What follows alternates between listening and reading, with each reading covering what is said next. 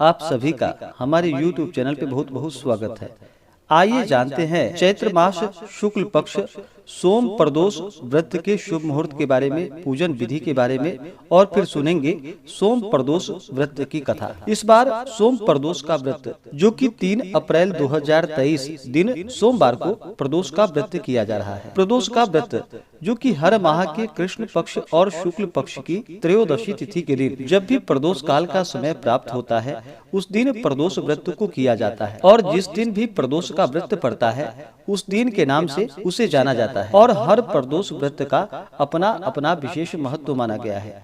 सोमवार के दिन प्रदोष व्रत पड़ने पर इसे सोमवार प्रदोष या सोम प्रदोष व्रत के नाम से जाना जाता है, और जो भी भक्त सच्ची श्रद्धा के साथ सोम प्रदोष का व्रत करते हैं उन्हें अभिष्ट सिद्धि की प्राप्ति होती है। प्रदोष व्रत को रखने से 100 गायों को दान करने के बराबर पुण्य फलों की प्राप्ति होती है, और भगवान शिव की कृपा से व्यक्ति के सभी प्रकार के पाप और ताप नष्ट होते हैं तथा भगवान की कृपा से सभी प्रकार के सुख और समृद्धि की प्राप्ति होती है। प्रदोष के व्रत में विशेष प्रकार से भगवान शिव का जो कि प्रदोष काल के समय में पूजन किया जाता है। प्रदोष काल का समय वह समय सूर्यास्त से 1 घंटे पहले और सूर्यास्त के 1 घंटे बाद तक के बीच का जो समय होता है यह समय प्रदोष काल का होता है, और इसी दौरान भगवान शिव, माता पार्वती साथ में शिव परिवार का पूजन करना चाहिए। इससे व्यक्ति के सभी प्रकार के दुख और कष्ट दूर होते हैं, और सोम प्रदोष व्रत को रखने से अभिष्ट सिद्धि की प्राप्ति होती है। इस बार प्रदोष का व्रत जो कि 3 अप्रैल को किया जा रहा है। त्रयोदशी तिथि प्रारंभ समय जो कि 3 अप्रैल 2023 दिन सोमवार सुबह 6:26 और त्रयोदशी तिथि की समाप्ति होगी 4 अप्रैल 2023 दिन मंगलवार को सुबह 8:06 पे। तो हमें प्रदोष काल के लिए जो समय प्राप्त हो रहा है त्रयोदशी तिथि में प्रदोष काल का, वह समय 3 अप्रैल 2023 को प्राप्त हो रहा है। इस दिन सूर्योदय का समय जो कि सुबह 5:48 और सूर्यास्त शाम 6:16। तो प्रदोष काल का जो समय होता है वह सूर्यास्त से 1 घंटे पहले और 1 घंटे बाद तक का समय प्रदोष काल का होता है। तो सूर्यास्त शाम 6:16 है। तो आप पूजन जो कि भगवान शिव का शाम 5:16 से लेकर के शाम 7:16 के अंदर ही भगवान शिव, माता पार्वती साथ में शिव परिवार का पूजन करे तो बड़ा ही लाभकारी होगा। प्रदोष व्रत के दिन 3 अप्रैल को राहु काल का जो समय होगा वह समय सुबह 7:21 से सुबह 8:55 तक राहु काल का समय होगा। राहु काल समय के दौरान कोई भी शुभ कार्य या नया कार्य नहीं करना चाहिए, यह लाभकारी नहीं होता है, इस बात का ध्यान रखें। योग प्रदोष व्रत के दिन जो कि गंड योग रात्रि 3:21 तक, उसके बाद वृद्धि योग नक्षत्र जो कि मघा नक्षत्र सुबह 7:24 तक, उसके बाद पूर्वा फाल्गुनी नक्षत्र। प्रदोष व्रत में विशेष प्रकार से भगवान शिव जी का जो कि पूरे विधि विधान के साथ पूजन करना चाहिए। भगवान भोलेनाथ एक ऐसे देव हैं जो कि अपने भक्तों के ऊपर थोड़े से जल से ही प्रसन्न हो जाते हैं और अपना कृपा बरसाते हैं। सोम प्रदोष के दिन भगवान शिव का जो भी प्रदोष का व्रत रखते हैं उन्हें प्रदोष व्रत में जो कि दिन रात्रि उपवास रहते हुए भगवान शिव का पूजन करना चाहिए प्रदोष काल के समय में विशेष प्रकार से। वैसे जो कि सुबह ब्रह्म मुहूर्त में उठ करके नित्य क्रियाओं से निवृत्त हो करके गंगा नदी में या घर के नहाने के पानी में ही थोड़ा सा गंगा जल मिला करके प्रदोष व्रत के दिन सुबह में स्नान करना चाहिए, शुद्ध वस्त्र धारण करके, और फिर व्रत का संकल्प लेना चाहिए सुबह के समय में। और विशेष प्रकार से प्रदोष काल के समय में भगवान शिव का जो कि पूरे विधि विधान के साथ पूजन करना चाहिए। इस दिन भगवान का जल से अभिषेक करे, पंचामृत से अभिषेक करे, शुद्ध गंगा जल से अभिषेक करे, भगवान शिव को सफेद वस्त्र अर्पित करे, फिर यज्ञोपवीत चढ़ाए, फिर अक्षत, चंदन, पुष्पों की माला भगवान शिव को अर्पित करे। विशेष करके भगवान शिव जी को 3 पत्ते वाला बिलपत्र राम का नाम लिख करके या नमः शिवाय लिख करके भगवान शिव जी को अर्पित करनी चाहिए। बिलपत्र अर्पित करने से व्यक्ति के 3 जन्मों के पाप भी नष्ट हो जाते हैं। त्रिदलम त्रिगुणाकारम त्रिनेत्रम च त्रिधायुधम त्रिजन्म पाप संहारम बिल्व पत्रम शिवार्पणम। अर्थात जो भी भक्त सच्ची श्रद्धा के साथ भगवान शिव जी को बिल्वपत्र अर्पित करते हैं उनके 3 जन्मों के पाप भी नष्ट हो जाते हैं। तो भगवान शिव जी को बिल्वपत्र अवश्य चढ़ाएं, उसके बाद भांग, धतूरा, शमी पत्र आदि चढ़ाएं, धूप और दीप दिखाएं, अनेक प्रकार का नैवेद्य अपने श्रद्धा भक्ति भाव के साथ भगवान शिव जी को अर्पित करें। उसके बाद फिर जल से आचमनी करवाएं, द्रव्य दक्षिणा चढ़ाएं, मुख शुद्धि के लिए पान पत्र, सुपारी, लौंग, इलायची के साथ में भगवान शिव जी को अर्पित करें। उसके बाद फिर प्रदोष व्रत का कथा श्रवण करें और भगवान शिव की प्रार्थना करें। आप इन मंत्रों के द्वारा भगवान शिव का प्रार्थना करें।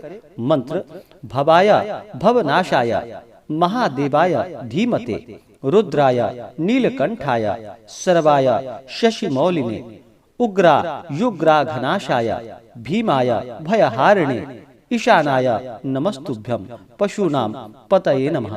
इन मंत्रों के द्वारा भगवान शिव जी से प्रार्थना करें, भगवान शिव जी के स्तोत्रों का पाठ करें या श्रवण करें और फिर भगवान की आरती करें, निराजन करें।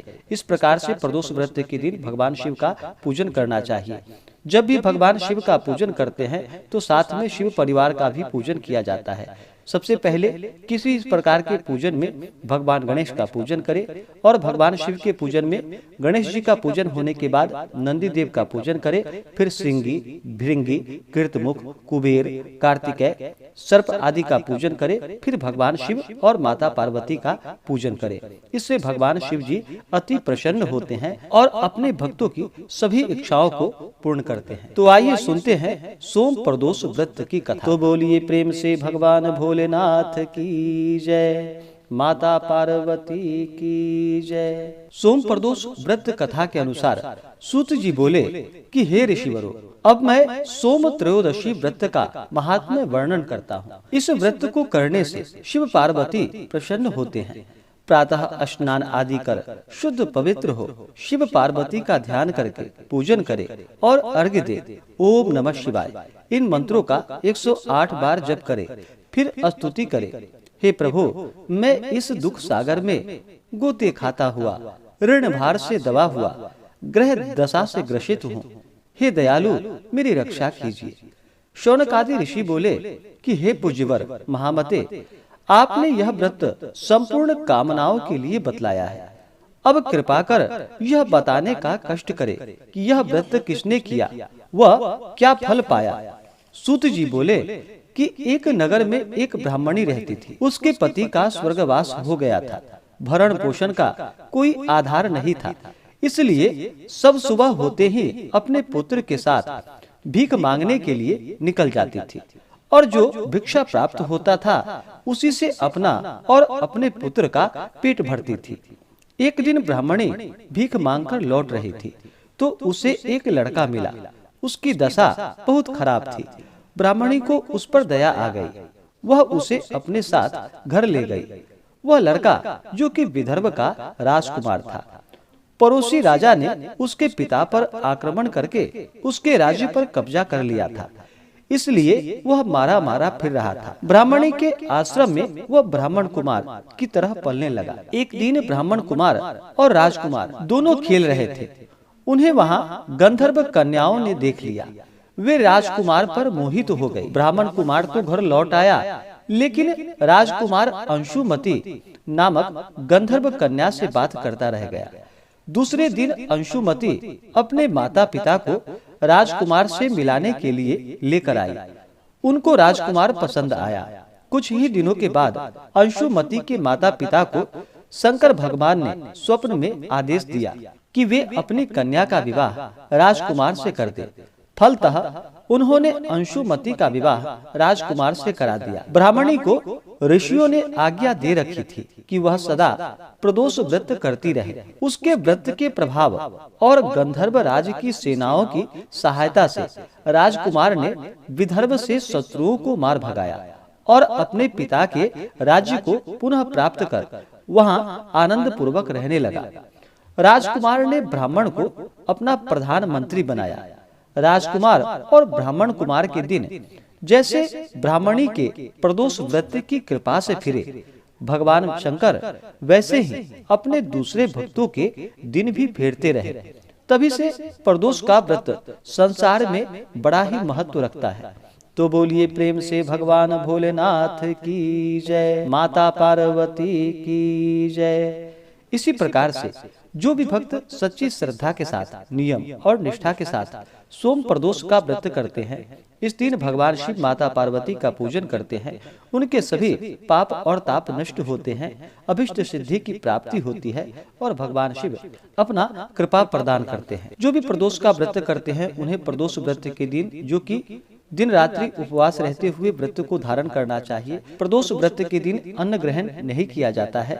भगवान शिव का पूजन होने के बाद ही आप फल आदि ग्रहण करें तो ज्यादा लाभकारी होता है। जो उपवास नहीं रह पाते हैं, जिनका स्वास्थ्य सही ना हो, वो एक समय फलाहार ग्रहण करे और प्रदोष काल के समय में भगवान शिव का पूरे विधि विधान के साथ पूजन करना चाहिए। और प्रदोष व्रत का जो पारण किया जाता है वह अगले दिन जाकर के सुबह उठ करके स्नान करके शुद्ध वस्त्र धारण करके भगवान शिव का पूजन आरती कर ले। उसके बाद सूर्योदय के बाद फिर आप व्रत का पारण कर सकते हैं। जो भी प्रदोष का व्रत रखते हैं उन्हें व्रत के दौरान किसी के ऊपर क्रोध नहीं करनी चाहिए। अपने मन में किसी के प्रति ईर्ष्या या द्वेष का भाव नहीं लाना चाहिए। ब्रह्मचर्य का पालन करना चाहिए। पूर्ण श्रद्धा, भक्ति भाव और विश्वास के साथ भगवान शिव का पूजन करना चाहिए। किसी भी प्रकार का व्रत करते हैं या पूजन करते हैं तो पूर्ण श्रद्धा के साथ ही व्रत को धारण करना चाहिए। व्रत के लिए अगर मन में अश्रद्धा हो, अविश्वास हो तो उस व्रत को नहीं करनी चाहिए, वह व्रत निष्फल ही माना जाता है। तो पूर्ण श्रद्धा के साथ भगवान शिव का पूजन करें। इससे भगवान शिव अति प्रसन्न होते हैं और अपना कृपा प्रदान करते हैं। तो आशा करता हूँ कि यह जानकारी आपको अच्छा लगा हो।